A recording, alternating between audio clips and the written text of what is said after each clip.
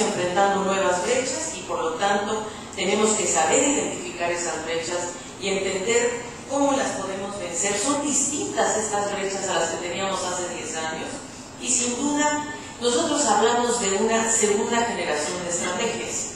Y hablamos de una segunda generación de estrategias precisamente porque estamos convencidos que TICs aisladamente no nos va a resolver los problemas del desarrollo de la región. Si no tenemos otros componentes a lo que nosotros le llamamos sistémicos que nos permitan realmente darle un verdadero sentido a eso.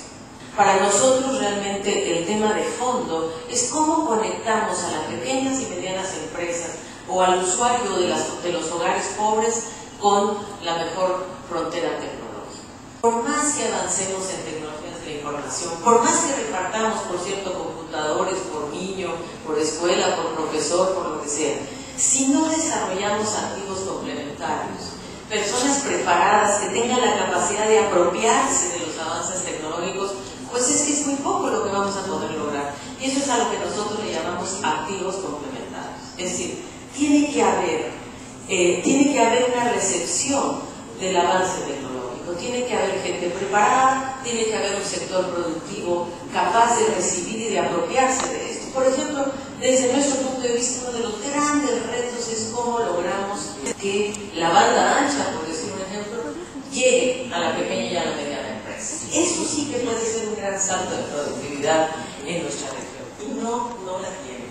Y por lo tanto creemos que esta falta de activos complementarios, desde nuestro punto de vista, es uno de los temas centrales. Invertir las TICs no le pertenecen a un solo ministerio. Es cierto que ustedes son los responsables de llevar adelante esta política, pero si no tienen de su lado a la parte industrial, a la parte agrícola, a la parte de promoción regional, a la parte de finanzas, es muy difícil avanzar en las TICs, porque las TICs en abstracto no existen si no hay una política de desarrollo productivo y de desarrollo social.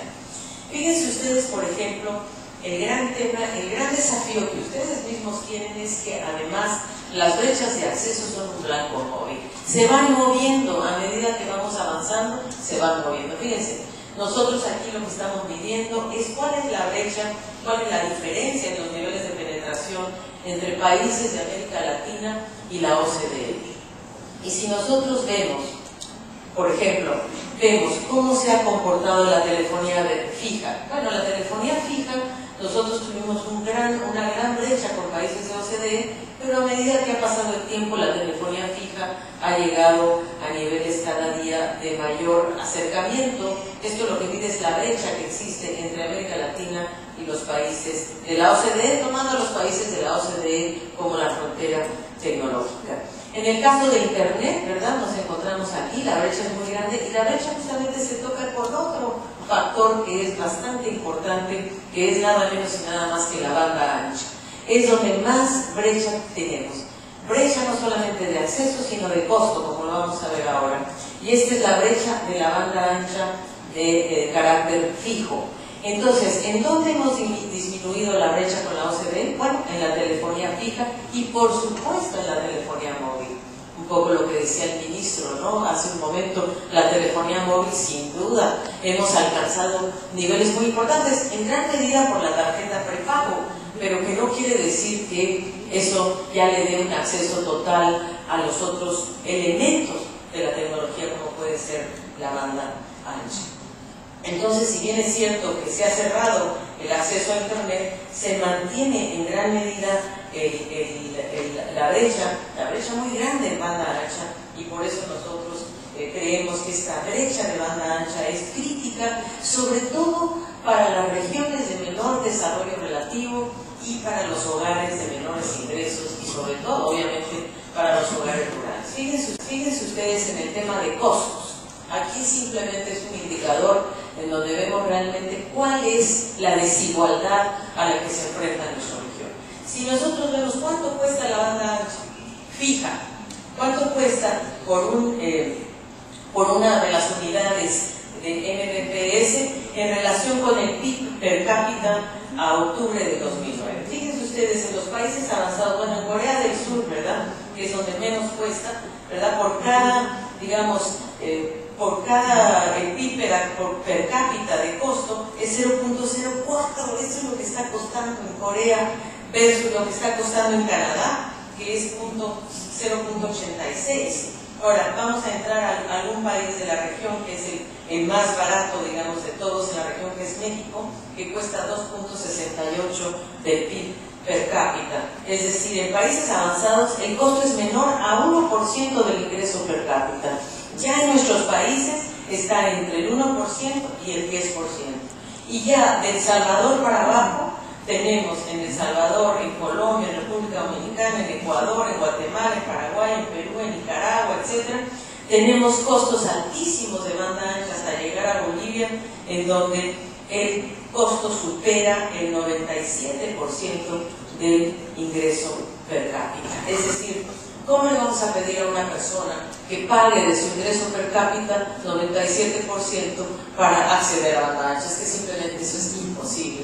Otra tremenda dimensión de la brecha de banda ancha está referida a la calidad del acceso. Es decir, si nosotros comparamos la capacidad de transmisión, los tiempos de latencia, los costos, vamos a ver que aunque haya mayor aumento de suscriptores, de usuarios de Internet, esto no está acompañado de calidad de acceso.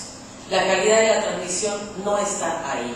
Entonces nosotros tenemos, por lo tanto, dos grandes desafíos. Por un lado, la calidad, bueno, tres en realidad: el acceso, la calidad y el costo. Creo que son temas de fondo. Pero el otro gran tema, que es lo que decíamos, es la complementariedad sistémica. Si nosotros comparamos en los países de América Latina, comparamos el nivel de productividad, esta es la productividad que está asociada a los diferentes rangos de gastos en TICs, estos son los gastos en TICs. Es cierto, por ejemplo, que en los países de la OCDE, a medida que gastan más en TICs, hay aumentos en la productividad. Lo mismo sucede con la OCDE ampliada a 27 países. Gastan en TICs, aumentan sus gastos de TICs, pero también hay aumentos en la productividad. En América Latina, por más que aumentemos los gastos de TICs, no solamente no hay aumentos de productividad, sino hay disminución en la productividad. Entonces, algo está fallando en nuestras estrategias de complementariedad sistémica. Eso es lo que nosotros le llamamos que no vale solamente aumentar el número de usuarios o el uso de las TICs o ponerle más dinero a las computadoras que repartimos en nuestros países, que ya de por sí es muy importante, si no está asociado también a otros grandes temas de productividad. Porque si no, lo que vamos a tener es la paradoja de la productividad. Vamos gastando en un sector que consideramos muy importante, pero no lo estamos asociando precisamente a esos activos complementarios que se van a dar por la vía de capacidades laborales, el mercado laboral mismo, la educación. Es decir, hay otros grandes temas que se tienen que abordar conjuntamente. Y por lo tanto, nosotros proponemos una segunda generación de estrategias. Y es esta. Primero que nada, estrategias de innovación y nuevos marcos regulatorios. Es decir, TICS no puede caer en el vacío. Tiene que haber una estrategia de innovación y una estrategia productiva. Nosotros en un documento reciente planteamos la hora de la igualdad, brechas por cerrar y caminos por abrir, en donde lo que estamos planteando es que la clave para cerrar la desigualdad en América Latina y el Caribe es la convergencia productiva. Es volver a hablar de política de desarrollo productivo. Es volver a hablar de industrialización, con un sentido moderno de industrialización. Entonces, para ir cerrando, yo diría que aquí lo importante es cuál es el papel del Estado. Y creo que el papel del Estado, creo que los actores del Estado, los actores del mercado, los sectores de la sociedad, todos tienen un rol en esta tarea de avanzar hacia una sociedad de la información y la comunicación. Pero el Estado tiene un papel fundamental en lograr la complementariedad sistémica. Es decir, eso el mercado solito no lo va a hacer. El mercado no se va a interesar en articular sectores productivos. Perdónenme, pero no es así. Es decir, es el Estado el que tiene que lograr la convergencia productiva y la convergencia territorial Al mercado le interesa muy poco llegar a la zona más pobre, a la zona que no le va a pagar, pero al Estado sí le interesa hacer una rearticulación industrial, productiva, etc.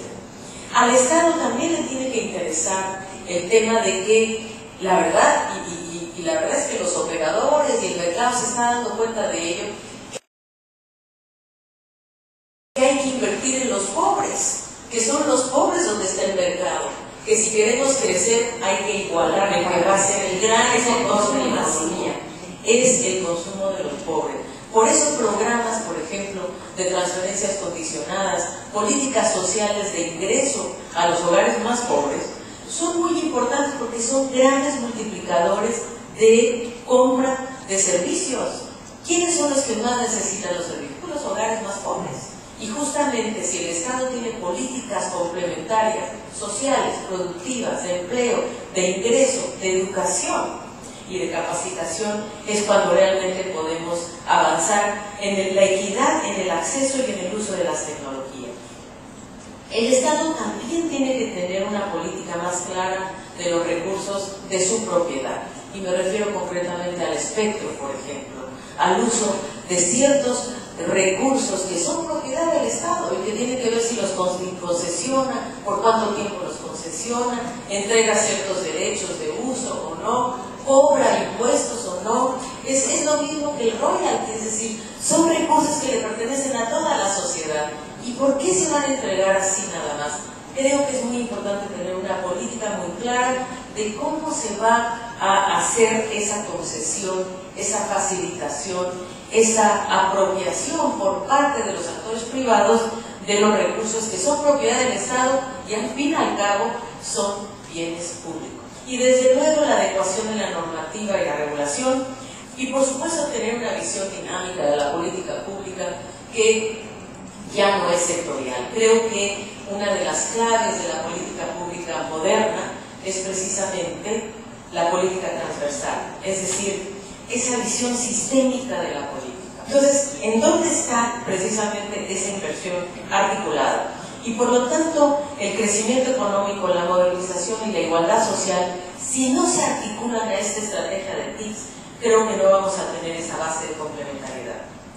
Y a esta reunión nosotros les hemos traído 3 documentos que espero les sean interesantes.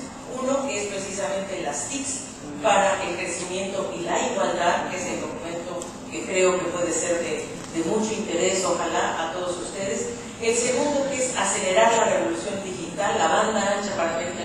Y el tercero se refiere a monitoreo del plan ILAC 2010, cómo avanzamos, qué indicadores tenemos para avanzar. Y ojalá estos documentos sirvan de base, sean de apoyo a lo que ustedes están intentando hacer a nivel de sus países, que no es fácil, y es cómo lograr que la acción del Estado tenga realmente ese factor igualador de la sociedad y sobre todo que nos permita avanzar como región y como pueblos latinoamericanos.